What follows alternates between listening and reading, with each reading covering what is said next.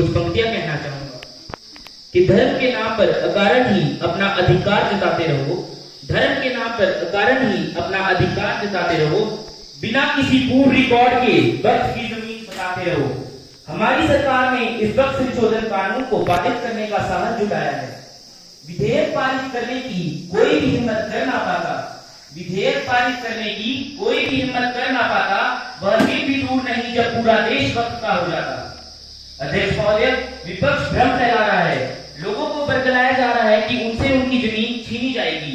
यह लोग अपना स्वार्थ सिद्ध करने के लिए धार्मिक उन्माद पैदा करना चाहते हैं, लोगों को लड़ाना चाहते हैं। अध्यक्ष महोदय, पर मैं सभी को आश्वस्त करना चाहता हूं कि इस वक्त संशोधन कानून से जमीन छीनी नहीं जाएगी, बल्कि जमीन सुरक्षित होगी।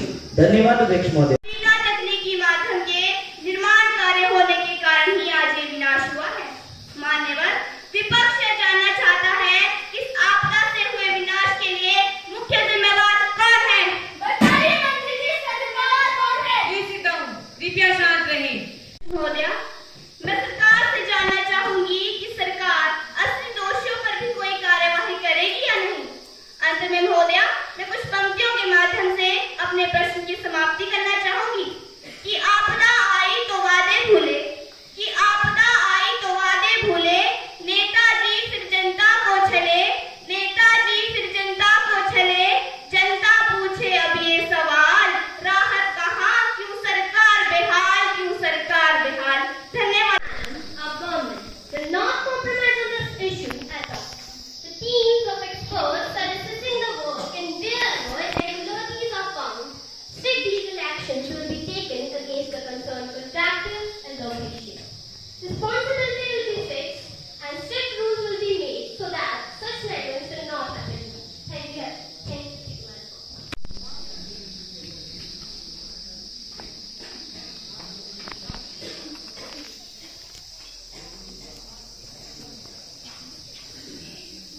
I think the ayes have it, the ayes have it, the ayes have it. Ayes have 15 and noes have 0. So the bill which is related to increasing the salary of the parliament is now passed without any objection. GST का उद्देश्य एक राष्ट्र एक कर की परिकल्पना को साकार करना था, ताकि एक पारदर्शी व्यवस्था स्थापित हो सके। छोटे व्यापारियों की सुविधा के लिए कंपोजिशन स्कीम लागू की गई ताकि उन्हें जटिल प्रक्रियाओं से ना गुजरना पड़े। हमारी सरकार समय समय पर जीएसटी की समीक्षा करती रहती है। जिन वस्तुओं पर पहले 12% टैक्स लगता था, उन वस्तुओं पर अब 5% टैक्स लगेगा। इसलिए ये कहना बिल्कुल भी उचित नहीं होगा कि जीएसटी ने जनता और व्यापारियों पर बोझ बढ़ाया है। धन्यवाद अध्यक्ष। जीएसटी आया कहकर सुधार की बातें, कि जीएसटी आया कहकर सुधार की बातें, पर जनता बोली अरे ये तो जेब काटने की सौगातें, जेब काटने की सौगातें। दवा पर टैक्स, रोटी पर टैक्स, अब तो डर है कहीं हंसी पर भी लग जाए टैक्स। तो बताइए ये सुधार है या सीधा साधा शोषण? महोदय, जीएसटी लागू होने के बाद आम जनता को राहत के बजाय कठिनाइयों का सामना करना पड़ रहा है। छोटे व्यापारी और मध्यवर्गीय लोग दरों में बार-बार बदलाव और जटिल प्रक्रियाओं से परेशान हैं। जिन वस्तुओं पर पहले कम कर लगता था, आज उन्हीं पर अधिक कर देना पड़ रहा है।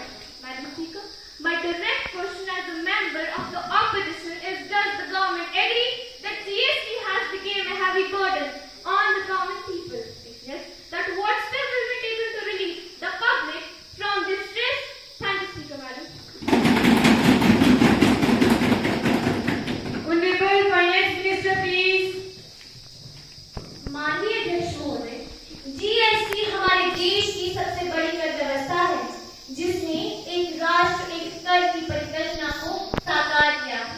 पहले जनता को अनेकों प्रकार के टैक्स देने पड़ते थे, जैसे VAT, service tax, excise tax आदि। परंतु जीएसटी ने इन सभी को समाप्त कर एक पारदर्शी व्यवस्था स्थापित की है।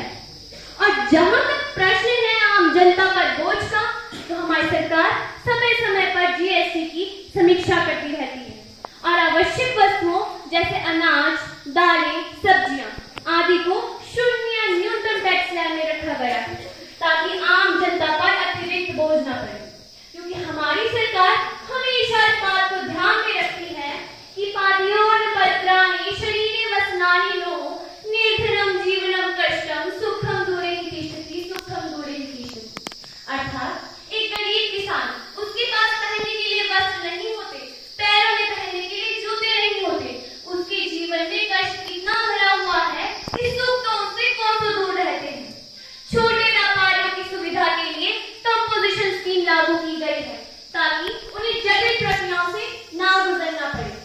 सरकार का मानना है कि शुरुआती दौर में कुछ कठिनाइयां आई थी, परंतु आज जीएसटी से कर प्रणाली और अधिक सरल, मजबूत, भ्रष्टाचार मुक्त और डिजिटल हो रही है और आशा है कि वर्तमान में और भविष्य में इससे आम जनता, सरकार, व्यापार सभी को बहुत अधिक लाभ होगा। धन्यवाद अध्यक्ष महोदय। देश विदेश घूम रहे हैं, अपनों की भी खबर रखो, अपनों की भी खबर रखो।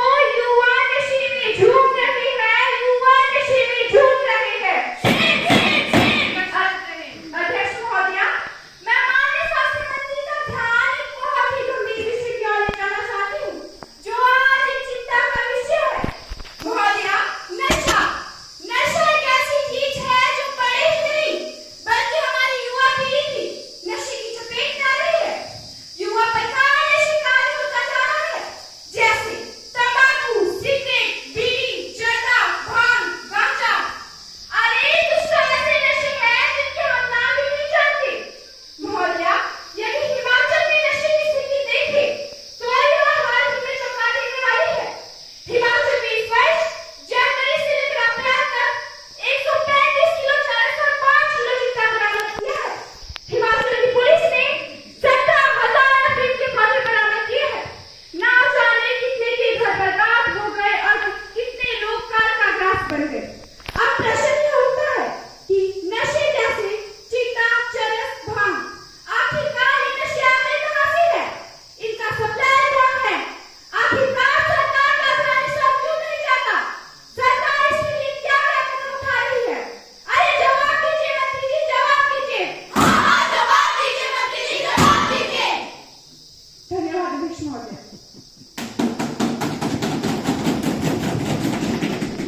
माननीय स्वास्थ्य मंत्री जी इसका उत्तर दें।